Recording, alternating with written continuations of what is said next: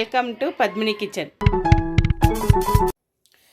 இன்றைக்கி நான் சுட்ட கத்திரிக்காய் கொஜ்ஜு பண்ண போகிறேங்க. இது பெருசாக ப்ளூ கலரில் ரொம்ப குண்டாக இருக்கும்ல, அந்த கத்திரிக்காய் இது நான் ஸ்டவ்வில் சுட்டு வச்சுருக்கேன். தாளிக்கிறதுக்கு பாருங்கள், வெங்காயம், இஞ்சி பூண்டு பேஸ்ட்டு இடித்து வச்சுருக்கேன். தக்காளி 2 தக்காளி கட் பண்ணி வச்சுருக்கேன். வெங்காயத்தோட கருவேப்பிலை, கொத்தமல்லி கடைசியில் போட்டு இறக்கலாம். காரத்துக்கு 1/2 டீஸ்பூன் நம்ம சாம்பார் மிளகாத்தூள் தான் வச்சுருக்கேன். மஞ்சத்தூள், தேவையான அளவு உப்பு, தாளிப்பதற்கு சீரகம், கடுகு, இது கொஞ்சம் கரம் மசாலா தூள் வச்சுருக்கேங்க. இவ்வளோ இப்போ நான் போட்டு நம்ம செஞ்சு போடுங்க. ஸ்டவ்வில் ஃபஸ்ட்டு கடாய் வச்சு எண்ணெய் போட்டு வச்சுருக்காங்க. ஒரு 2 டேபிள் ஸ்பூன் எண்ணெய் இருக்கும். இப்போ இதில் நான் சீரகமும் கடுகும் போட போகிறேங்க. பொரிஞ்சிடுச்சு.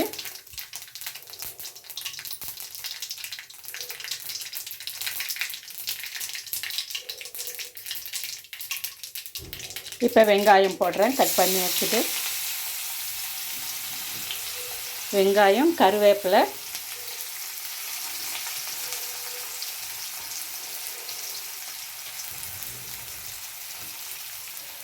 வெங்காயம் கொஞ்சம் நல்லா வதங்கின பின்னால் இஞ்சி பூண்டு நசுக்கி வச்சுருக்கோம்ல, அது சேர்க்கலாம். இது நான் சிம்பிளாக பண்ணுறேங்க, சப்பாத்திக்காக. இதில் கடைசியில் நம்ம கொஞ்சம் தயிர் சேர்த்தோம்னா ரொம்ப நல்லாயிருக்கும் டேஸ்ட்டு. இப்போ நான் சப்பாத்திக்குங்கிறதுனால நான் தயிர் சேர்க்கலை.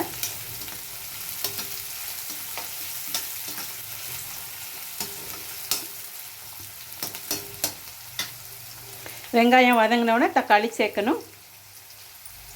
தக்காளி, இஞ்சி பூண்டு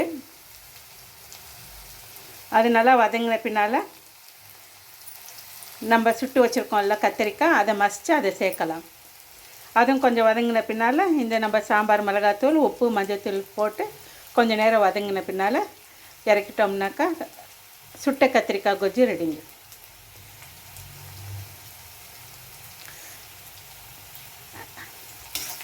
இதில் சொன்ன மாதிரி லாஸ்ட்டில் நம்ம தயிர் சேர்த்தோம்னா இது பயங்கன் பர்த்தான்ட்டு சொல்லலாம்.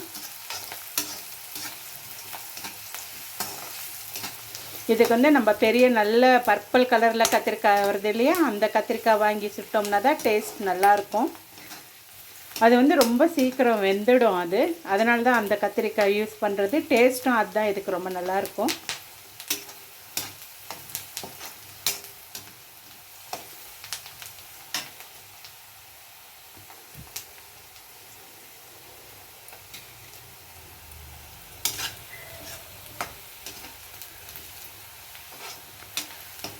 பாருங்க, வெங்காயம் வதங்கிடுச்சு. இப்போ இஞ்சி பூண்டு போடுறேன்.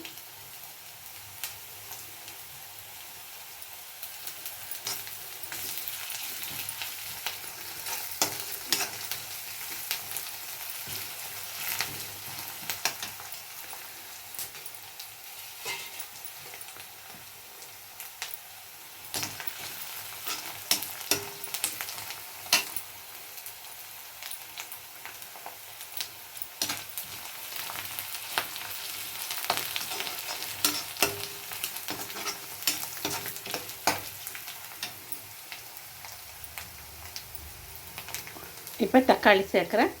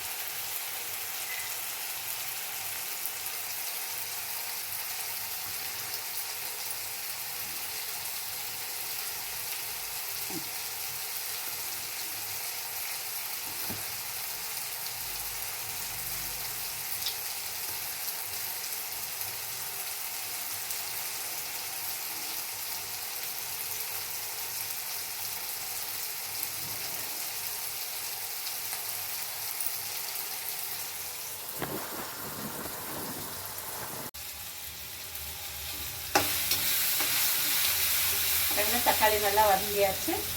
இப்போ நம்ம சுட்ட கத்திரிக்காய் இந்த மாதிரி நட்டு வச்சுருக்கேன், மசித்து வச்சுருக்கேன், அது சேர்க்குறேன். அது கூட காரத்துக்கு நம்ம சாம்பார் பொடி தான், மஞ்சள் தூள், உப்பு எல்லாம் சேர்த்துடுறோம். இறக்கும்போது வேணும்னா நம்ம ஒரு 4 டேபிள் ஸ்பூன் நம்ம தயிர் சேர்க்கலாம்.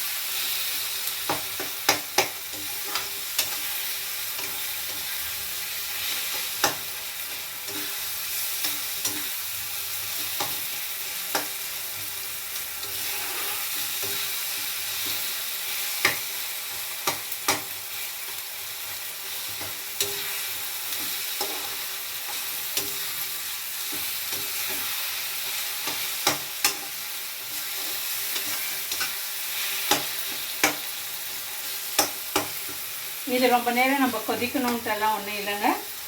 ஃபஸ்ட்டு கத்திரிக்காயை நம்ம சுட்டு வச்சுருக்கோம், ஆயிடுச்சு. இப்போ நான் இறக்கிட போகிறேன். இதில் இப்போ நம்ம வந்து கொத்தமல்லி சேர்த்துக்கலாம்.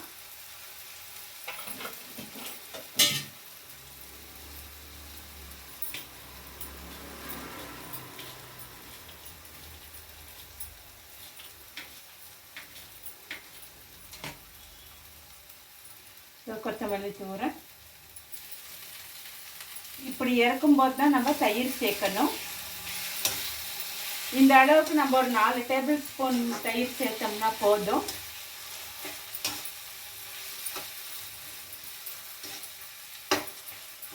ஆனால் இப்போ நான் வந்து சேர்க்கலைங்க. இதுக்கு நான் இது வந்து சப்பாத்திக்கு வைக்கிறதுனால தயிர் சேர்த்தா ஒரு மாதிரி ரொம்ப சப்புன்னு ஆகிடும்ன்றதுனால நான் தயிர் சேர்க்கலை. தயிர் சேர்த்திங்கன்னா அது டேஸ்ட் இன்னும் ரொம்ப நல்லாயிருக்கும். அவ்வளோதாங்க, சுட்ட கத்திரிக்காய் கொஜ்ஜு ரெடி ஆகிடுச்சு. இதுக்கு பிறகு பைங்கன் பர்த்தா ரெடி ஆகிடுச்சுங்க. இது நம்ம சப்பாத்தி கூட சாப்பிடுவோம். பாருங்க, இந்த ஸ்டேஜில் கூட நம்ம தயிர் சேர்க்கலாம்.